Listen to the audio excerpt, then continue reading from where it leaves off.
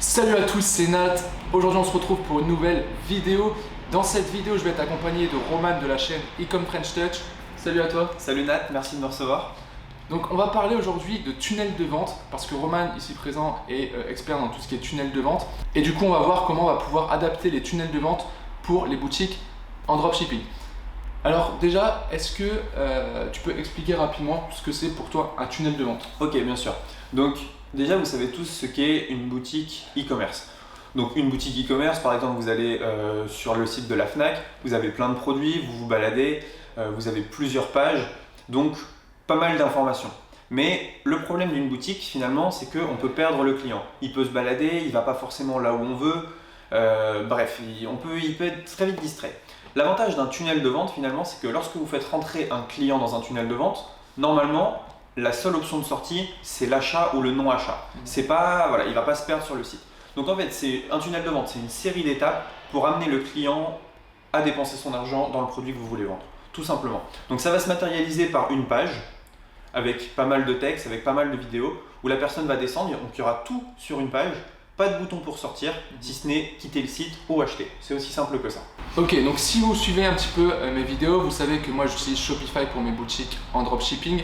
C'est pas forcément adapté pour faire des tunnels de vente vu que les personnes peuvent se balader un petit peu partout sur la boutique, sur les différents liens des menus, etc. Donc c'est pas optimisé. Donc concrètement, ça serait quoi en fait vraiment l'avantage de passer sur un tunnel de vente, notamment par rapport à Shopify, mis à part le fait de, on va dire, que le client, que le visiteur soit moins distrait sur le site, est-ce que ça a un impact sur les taux de conversion? Ouais, alors déjà le taux de conversion il va augmenter puisque vous n'avez qu'un seul produit à vendre et tout votre argumentaire va être pour vendre ce produit-là. Donc vous allez pouvoir développer beaucoup plus votre argumentaire que sur un site Shopify multi-produits. Je sais qu'il y a des monoproduits qui existent en dropshipping, des sortes de tunnels de vente. C'est un peu la même chose. Alors moi je vends de l'infoproduit en tunnel de vente. Nat, ça lui arrive de vendre du monoproduit. Mais voilà, c'est un peu les mêmes thématiques et vous allez augmenter votre taux de conversion et exploser le panier moyen. Alors pourquoi et comment vous allez augmenter votre taux de conversion? Et bien comme je l'expliquais, tout l'argumentaire est fait sur ce produit-là. Vous allez pouvoir développer beaucoup plus, mettre beaucoup plus d'informations, beaucoup plus de photos et en fait, c'est un peu comme une dissertation de français si vous voulez. Vous allez pouvoir en fait créer un argumentaire logique qui vont éliminer une à une les objections du client. Donc ça c'est vraiment super et voilà, l'outil est fait pour que finalement à la fin le client soit convaincu. D'accord, très bien. Alors ouais, effectivement sur le dropshipping en général on fait ça avec du monoproduit. Le truc c'est que Shopify c'est pas forcément adapté. Exactement. Alors tu as des thèmes qui ont essayé d'être créés pour ça, j'en ai testé plusieurs, c'est pas forcément optimisé. Donc Shopify c'est pas la meilleure plateforme. Toi je sais que tu utilises une plateforme qui s'appelle System.io. Exactement. Pour toutes tes formations, etc. Ouais. Est-ce que tu penses que ça pourrait être adapté pour du dropshipping par exemple, le fait d'utiliser une plateforme comme ça? Alors oui, en plus on peut relier Shopify, un checkout Shopify avec le tunnel de vente. Donc il y a des choses à faire avec Zapier par exemple. Ouais. Moi je l'ai jamais fait, je sais qu'il y a des gens qui vendent du monoproduit avec ClickFunnels et avec System.io. Donc oui, c'est largement faisable et il y a pas mal de gens qui le font. Moi je préconise System.io parce que c'est un peu moins cher. Après ClickFunnels permet des rendus qui sont un peu supérieurs mais beaucoup plus chers. Donc c'est deux catégories de tunnels de vente qui fonctionnent extrêmement bien et qui vont vous permettre de convertir votre client plus facilement qu'avec une boutique classique. Ok. Ouais, bah moi j'utilise ClickFunnels justement, notamment pour mes programmes de formation. Ça marche très très bien et c'est vrai que j'ai déjà réfléchi justement à vendre des produits physiques, faire du dropshipping en fait avec ClickFunnels. C'est d'ailleurs quelque chose sur lequel je suis en train de travailler. Il y aura certainement des vidéos qui sortiront là-dessus parce que c'est aussi une manière de se différencier de la concurrence. Tout à fait. On peut faire vraiment des pages qui soient totalement uniques. Exactement. Et je dirais qu'aussi la création finalement de cette page n'est pas si longue une fois qu'on a l'habitude. C'est ça. C'est du one click, on duplique. Il suffit de changer quelques photos, l'argumentaire, le plan il est souvent le même, on essaye à tel endroit de faire sauter telle objection, puis telle objection, puis telle objection. En fait le produit, c'est pas qu'on s'en fout, mais je veux dire, voilà, la manière de travailler le client va être exactement la même selon les produits que vous vendez. Donc voilà, il y a quand même une simplicité qui est pas mal. Et je suis tombé il n'y a pas très longtemps sur quelqu'un qui vendait des compléments alimentaires avec ClickFunnels et la page a été juste terrible. Elle était noir et rouge, franchement c'était le tunnel de vente parfait et on avait l'impression que les compléments ils allaient nous rendre incroyable. Donc non, il y a des choses qui sont à faire et pour certains produits, c'est juste exactement ce qu'il faut. Ok. Donc là, on a vu la partie, on va dire, visible. Donc c'est vraiment la page sur laquelle le visiteur arrive. Donc soit après, il arrive sur la page via du SEO, via de la publicité payante ou autre. Et après, derrière, parce que je sais aussi qu'il y a un back-end, il y a tout un système qui est mis en place derrière pour travailler les clients aussi, pour augmenter le panier moyen. Toi, en général, comment tu mets en place ton tunnel de vente? Qu'est-ce qu'il y a en back-end? Alors déjà, un tunnel de vente, il faut comprendre que l'offre, elle doit être irrésistible. Et une offre irrésistible, c'est le client ne se pose pas la question de s'il va acheter ou non, mais quand est-ce qu'il va acheter. C'est vraiment quand est-ce qu'on va réussir à le convaincre. Donc ça, c'est la première chose. Moi, ce que je conseille, quand la personne elle doit arriver, elle doit avoir une vidéo. La vidéo, la personne doit se dire voilà, c'est ce qu'il me faut. Et une phrase, mais vraiment 5 mots qui résument la souffrance de votre client. Par exemple, vous vendez une boule démaquillante, ça va être démaquillez-vous en 30 secondes chrono. Voilà, un truc vraiment simple, ciblé au laser, où la personne elle lit la phrase et se dit waouh, c'est exactement ce que je veux. Donc ça, c'est la première partie. Ta question c'était quoi déjà? C'était qu'est-ce que tu mets en place dans le back-end du tunnel? Ok, ouais. Donc front-end, ça va être ça. Donc le front-end doit être vraiment irrésistible. Ensuite, le back-end, c'est là où on va faire le chiffre finalement. Parce qu'une offre irrésistible, forcément, elle n'est pas forcément très chère. Donc le but, ça va être de faire dépenser de l'argent à la personne sur cette offre irrésistible et ensuite on va faire notre marge, on va gagner de l'argent. Donc première chose, ça va être de proposer ce qu'on appelle un bump, une offre bump. L'offre bump, c'est une petite case à cocher en bas de la page de paiement et en un clic, la personne rajoute quelque chose à son panier. Donc ça, c'est très intéressant parce que la personne, c'est un prospect chaud qui est en condition d'achat, qui est en train d'acheter. Donc lui faire dépenser de l'argent, plus, c'est pas forcément plus compliqué.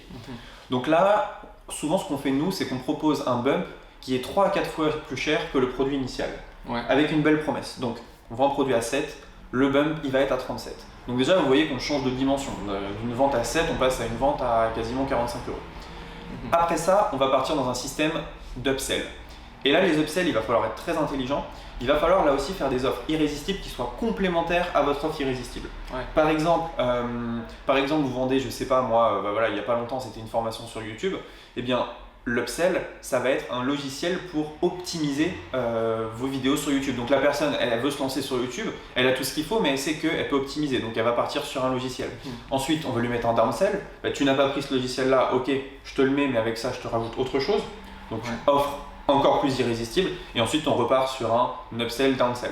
Ce qu'il faut comprendre avec les upsell, downsell, c'est qu'il va falloir apporter de la valeur et prouver à la personne que elle en a besoin et que ça va l'aider. Le but, c'est pas d'enfoncer quelqu'un et de lui vendre quelque chose pour lui vendre. C'est vraiment de lui proposer quelque chose de complémentaire qui va lui permettre d'accélérer le but et ce pourquoi elle a acheté le produit. Ok, d'accord. Donc si on transpose un peu, notamment par rapport au dropshipping, déjà il y a le choix du produit qui va être important. Par exemple, voilà, un système en dropshipping que j'avais vu, c'était une boule démaquillante. Donc première offre, je crois qu'il y en avait 5 pour 6 euros. Ensuite, en bump, c'était la palette de pinceaux. Et ensuite, upsell, downsell, c'était des formations pour se maquiller. Ok, ouais, ça c'est top. Donc voilà, sur l'offre à 5 euros, je crois qu'il y en avait pour 50 centimes d'achat de produit. Ok. Donc avec le coût pub, on était un peu en dessous. Déjà avec la palette de pinceaux, on redevenait rentable. Et ensuite avec l'upsell, downsell, c'était terminé, on était ultra rentable. Donc ça, c'est pas moi qui l'ai fait, hein. C'était une connaissance. Mais voilà, c'est un type de choses qui fonctionne très bien. Après, qu'est-ce que j'avais vu d'autre en dropshipping, en tunnel de vente? Les compléments alimentaires. Compléments alimentaires avec le bump e-book sur comment, je crois que c'était comment maigrir, on parlait comme ça. Et puis upsell, downsell, pareil, e-book dans tous les sens. Et en fait, la personne, elle a juste à acheter une boîte de compléments en marque blanche qu'elle avait brandée à son nom. Ça lui coûte 50 centimes la boîte, le branding coûte 1 euro, 1,50 €, elle vend la boîte 10 €, et derrière, c'est le carton.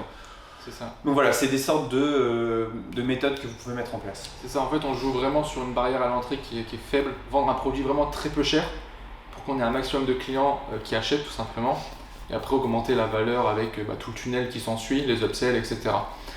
Donc forcément, tu mets également, je pense, en place du retargeting aussi. Je mets du retargeting.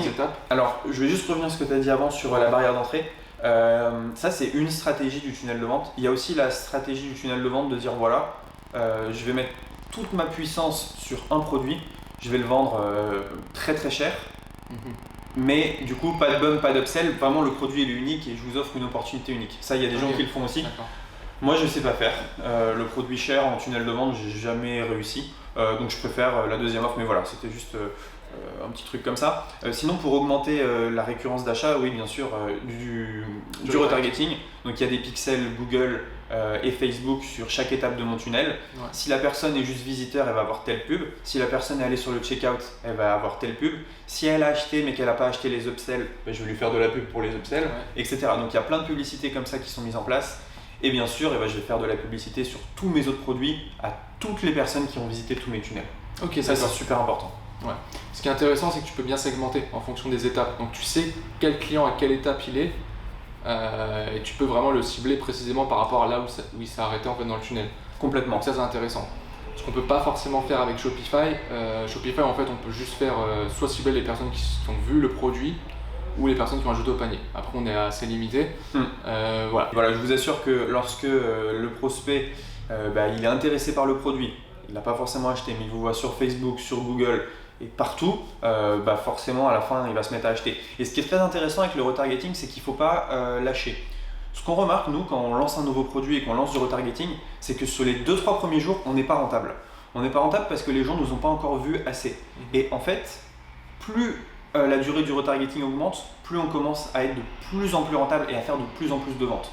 Et ça c'est vraiment un truc qui est intéressant parce que souvent on se dit voilà, il a vu mon produit, il n'a pas acheté, il a vu mon retargeting, il n'a pas acheté, bon, il n'est pas intéressé. Alors que c'est pas vrai, il faut laisser le temps aux gens d'aller retourner sur le site, de revoir le tunnel de vente, de se dire ah oui j'ai déjà vu ce produit là, il m'intéressait, mais j'avais pas ma carte à ce moment là. Enfin bref, il y a beaucoup de choses qu'on ne soupçonne pas et c'est super important de le faire. À côté de ça, bien évidemment, du retargeting email, du retargeting chatbot aussi qu'on met en place et donc tout ça cumulé, normalement ça fait que quelqu'un qui doit acheter, il achète. Ouais, t'as une belle machine qui est mise en place et derrière ça tourne bien. Tout à fait. Ok, super. Et dernière question, du coup forcément tu utilises un autre système, tu n'utilises pas Shopify pour faire des tunnels de vente. Oui. Au niveau des tarifs, est-ce que c'est cher? Parce que souvent, moi on me dit en tout cas, voilà, moi j'aimerais bien faire des tunnels de vente, etc. Ouais. Mais les outils coûtent assez cher. Comment ça se passe concrètement? Alors, déjà avec System.io, il y a 30 jours offerts. Donc vous pouvez commencer 30 jours offerts. Et sinon, non, c'est pas cher, c'est 27 € par mois. Ok, c'est comme Shopify au final. Oui, sauf qu'il n'y a pas de pourcentage sur les ventes. C'est vrai. Voilà. Donc non, c'est une barrière d'entrée qui est assez faible. Et ce qui est intéressant, c'est que la concurrence est assez faible aussi. Quand je me balade sur Facebook, bon, je vois un peu moins de pubs de dropshipping en ce moment, mais sur les produits dropshipping, je vois très rarement de beaux tunnels de vente. Alors j'en vois quelques-uns aux États-Unis, j'en vois quelques-uns sur les compléments alimentaires, mais c'est vraiment très très rare. Et souvent on tombe sur la boutique classique où on se dit bon voilà, c'est... On voit que c'est du dropshipping. Malheureusement. Ok, super. Moi j'utilise ClickFunnels. Bon, l'abonnement il est un peu plus cher que System.io. Après niveau fonctionnalité, je pense que ça se vaut. C'est kiff-kiff. Mais en tout cas, ouais, ça peut être une très très bonne alternative, notamment sur le côté, ces outils-là ne vous prennent pas un pourcentage contrairement à Shopify. Donc ça peut être intéressant. D'ailleurs, si ça vous intéresse que je reparle de tunnels de vente, que Roman intervienne une nouvelle fois sur la chaîne ou pas, ou que moi je fasse des vidéos par rapport au dropshipping sur les tunnels de vente, n'hésitez pas à mettre un commentaire, ça pourrait être intéressant. Merci à toi d'être venu sur ma chaîne YouTube. Merci Nat. C'était un plaisir. Je vais mettre le lien de la chaîne de Roman, donc Ecom French Touch, dans la description, vous pourrez aller voir par vous-même. Et puis sur ce, je vous souhaite une bonne journée et je vous dis à très bientôt pour une prochaine vidéo. Ciao.